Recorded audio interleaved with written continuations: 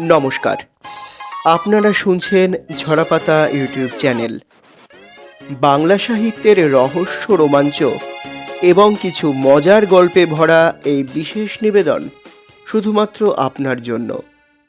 আজকের পর্বে শুনবেন বাংলা ভাষার অন্যতম প্রসিদ্ধ রম্য লেখক শিবরাম চক্রবর্তীর রচনা অঙ্ক সাহিত্যের যোগফল। শিবরাম চক্রবর্তী জন্ম 1903 সালের 13 ডিসেম্বর। বাংলা ভাষার অন্যতম রম্য লেখক হিসেবে পাঠকের মনের মণিকোঠায় স্থান করে নিয়েছেন শিবরাম চক্রবর্তী। বাংলা সাহিত্যের হাস্যব্যঙ্গাত্মক রচনার অন্যতম সৃষ্টিকর্তা শিবরাম চক্রবর্তী। তার সৃষ্ট হর্ষবর্ধন গোবর্ধন অত্যন্ত জনপ্রিয়। আজকের গল্প তাকেই স্মরণ করে। শিবরাম চক্রবর্তীর মৃত্যু হয় 1980 সালের 28শে আগস্ট। শুরু হচ্ছে আজকের গল্প অঙ্ক সাহিত্যের যোগফল।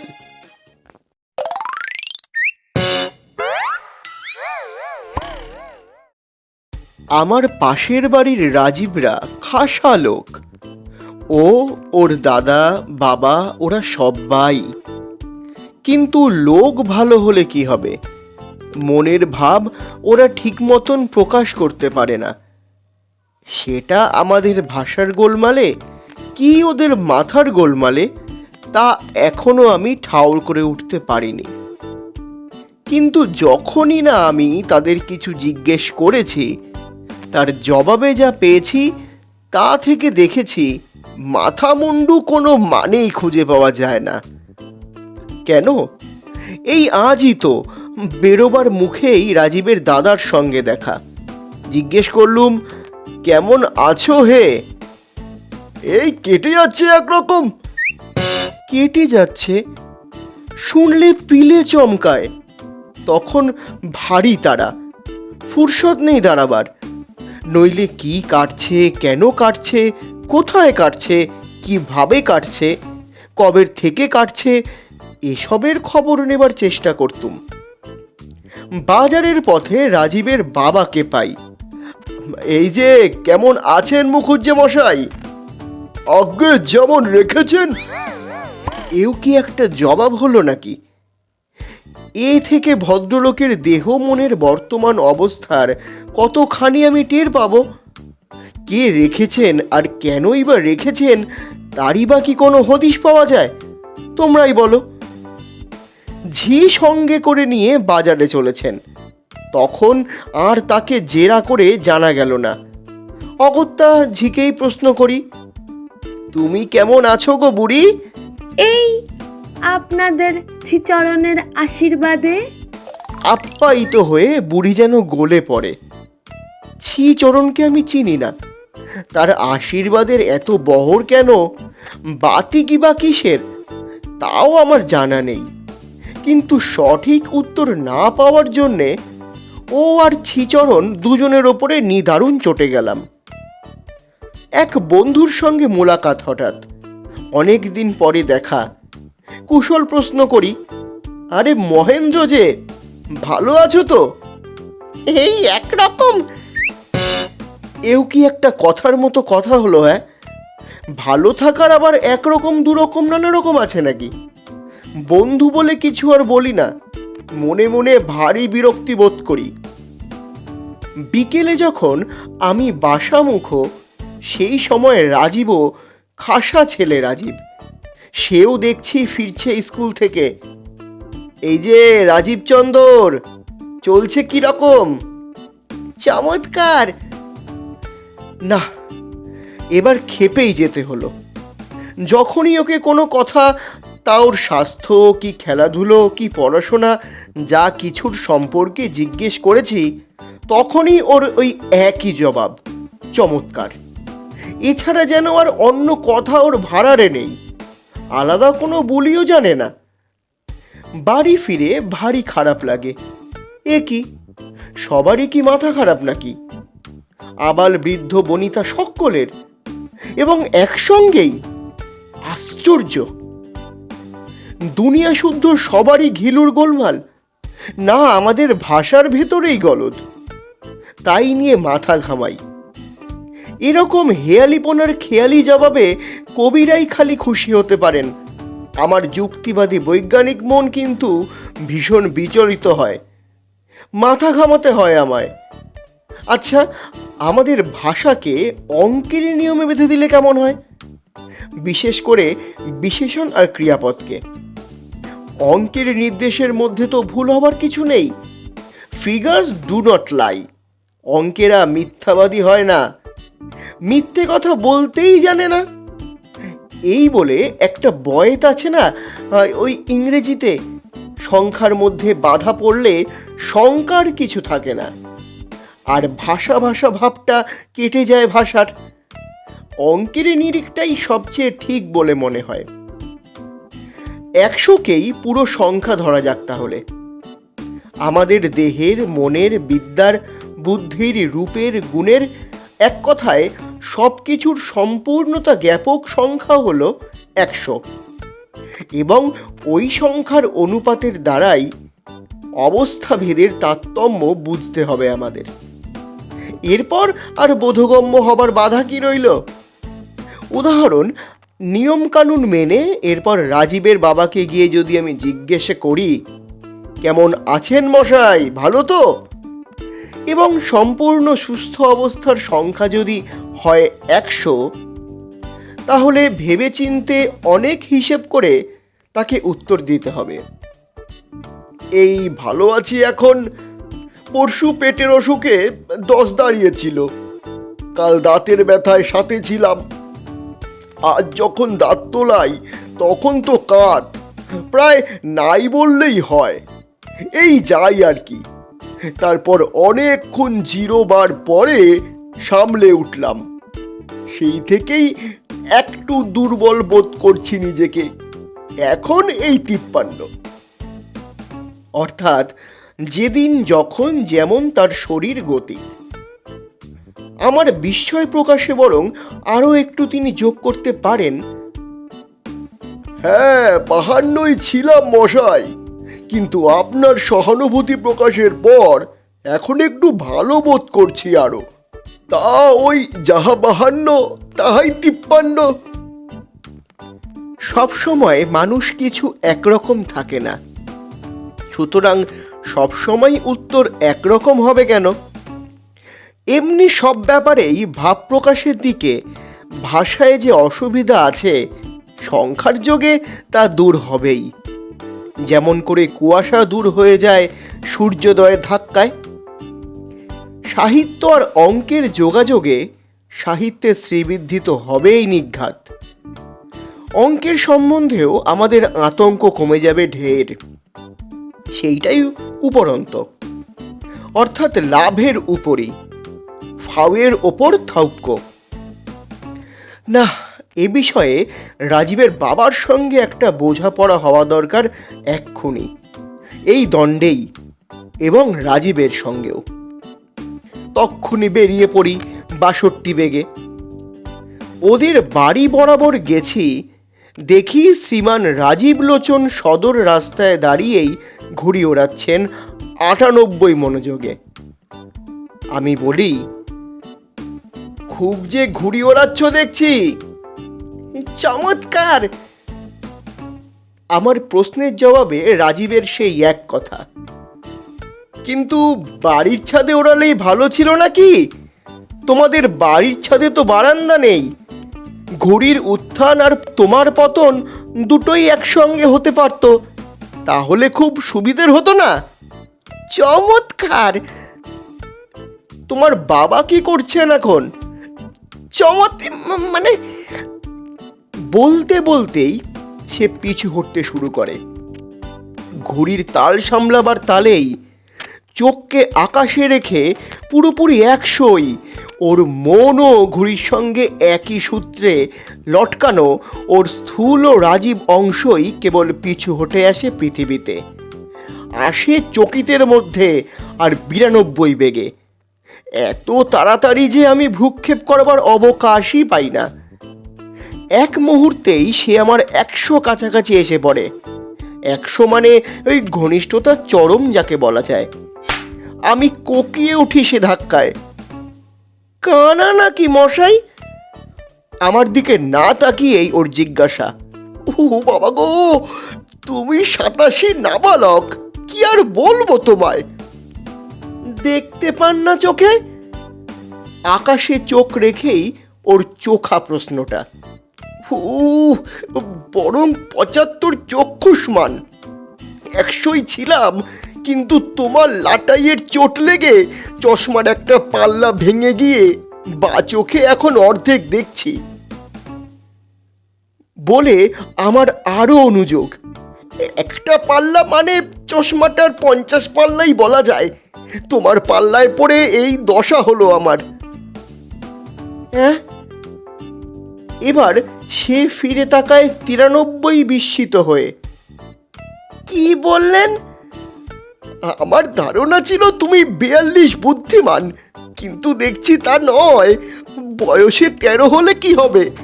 এই 13তেই 3 13 39 পেকে গেছো তুমি। 72 হতভম্ব হয়ে যায় সে। কি সব আবোল তাবোল বকছেন মশাই পাগলের মতন?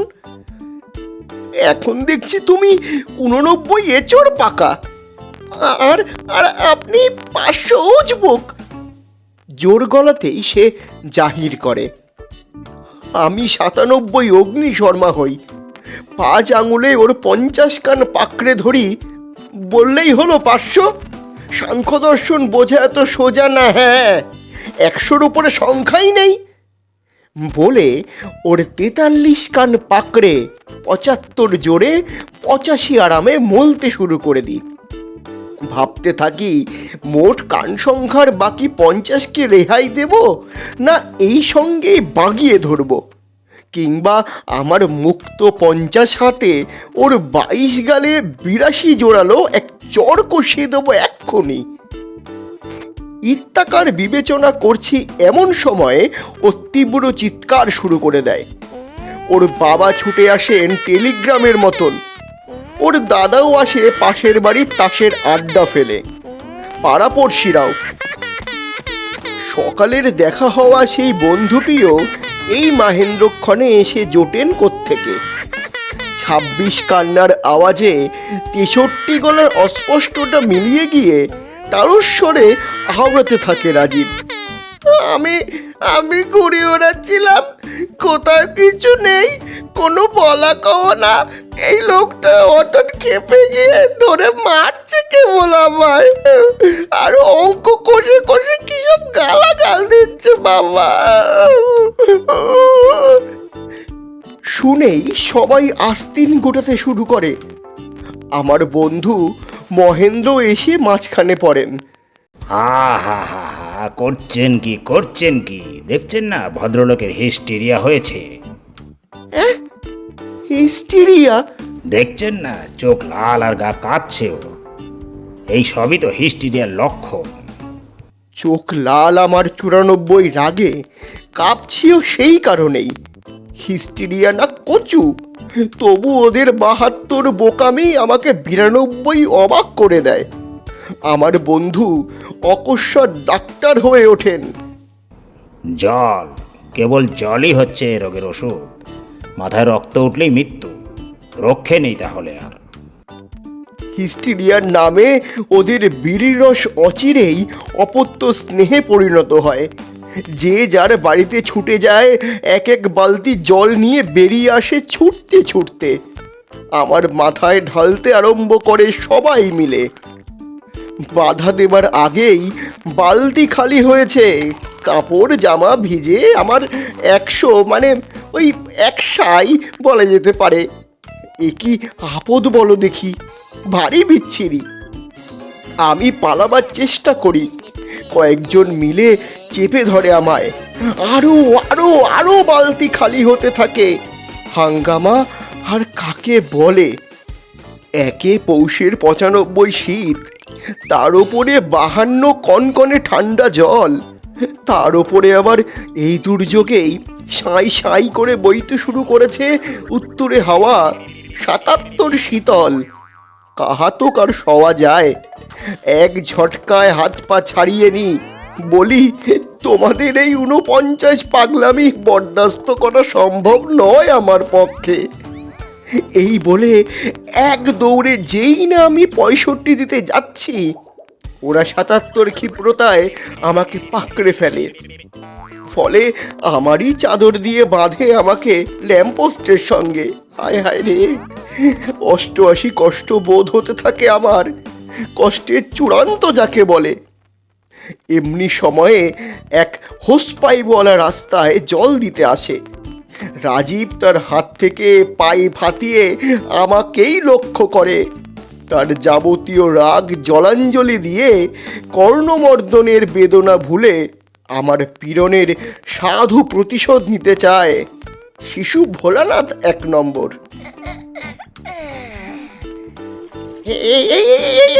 হচ্ছে কি হচ্ছে?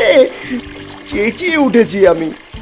60 বাছা শুনবে কেন সে? উন্মুখর জলের তোড় ছেড়ে দেয় সে আমার মুখের ওপর 56 পুলকে, অর্থাৎ পুলকের সেই ডিগ্রিতে যেখানে সে নিজে ছাপিয়ে উঠেছে এবং ছাপাতে চাইছে অপর কেউ। এই এতক্ষণে ঠিক হয়েছে। বন্ধুবর উৎসাহে 69 হয়ে ওঠেন। এইবার ঠান্ডা হবে। জলের গোত্তা এসে ধাক্কা মারে নাকে, চোখে, মুখে, মাথায় আর গায়ে। কোথায় না? কতক্ষণ আর এই বরফি জলের টান সামলানো সম্ভব একজনের পক্ষে? ক্রমশই আমি কাহিল মেরে আসি। একেবারে ঠান্ডা হতে অর্থাৎ 5-75 পেতে বেশি দেরি নেই বুঝতে, আর বিলম্ব হয় না আমার। এর পরের ইতিহাস অতি সংক্ষিপ্তই। জলযোগের পর অ্যাম্বুলেন্স যোগে আমাকে পাঠিয়ে দেয় হাসপাতালে। সেখানেই এখন আমি। হিস্টেরিয়ার কবল থেকে বেঁচেছি, এখন ভুগছি খালি নিউমোনিয়ায়। অমন 55 জল চিকিৎসার পরিণাম তো একটা আছেই। অঙ্ক আর সাহিত্যের যোগাযোগে যে আবিষ্কারটা আমি করেছিলাম, সেটা আর চালু করা গেল না এ বাজারে। আঙ্কিক সাহিত্যের 99 দশায়, অর্থাৎ অন্তিম অবস্থায় তার সাহিত্য অঙ্কের জবনিকা পতন হলো। সাহিত্য প্লাস অঙ্ক, তার সঙ্গে যদি সামান্য একটা ছেলেকে যোগ দেওয়া যায়, তার ফল দাঁড়ায় প্রাণবিয়োগ, অর্থাৎ একেবারে শূন্য। ক্ষুদ্র বৃহৎ একই, আর 100ই বাকি। সব ব্যাপারেই ছেলেদের পাশ কাটিয়ে যাওয়া নিরাপদ। Child is the father of man, Wordsworth বলেছিলেন। এই কথাগুলার মানে আমি বুঝতে পারলাম এতদিনে, আমার হাড়ে হাড়ে। এর যথার্থ দামও এতদিনে আত্মসাৎ করতে পারলাম। অর্থাৎ ছেলেরা হচ্ছে মানুষের বাবা, আর বাবার সঙ্গে লাগতে গেলে কাবার হতে কতক্ষণ। আবিষ্কারকের ক্রমপরিণতি খুব সুবিধের হলো না, সেজন্যে দুঃখ নেই। কোনো দেশে কোনো কালেই হয় না, ইতিহাস পড়ে জানা আছে। যাই হোক, এই সুযোগে সেই ভদ্রলোক, মানে সেই মহেন্দ্রবাবু মাহেন্দ্রক্ষণে যিনি অযাচিত এসে বন্ধুকৃত করেছিলেন, তাকে ধন্যবাদ দিয়ে রাখি। হিস্টেরিয়ার টাল সামলেছি, নিউমোনিয়ার ধাক্কা সামলাবো কিনা কে জানে। আগের থেকে জানিয়ে রাখাই ভালো। 67 জলকষ্টের কথা আর মনে নেই। এখন 76-এর মন্বন্তর আমার সম্মুখে। সাবু বার্লি খালি পথ্য আমার এখন।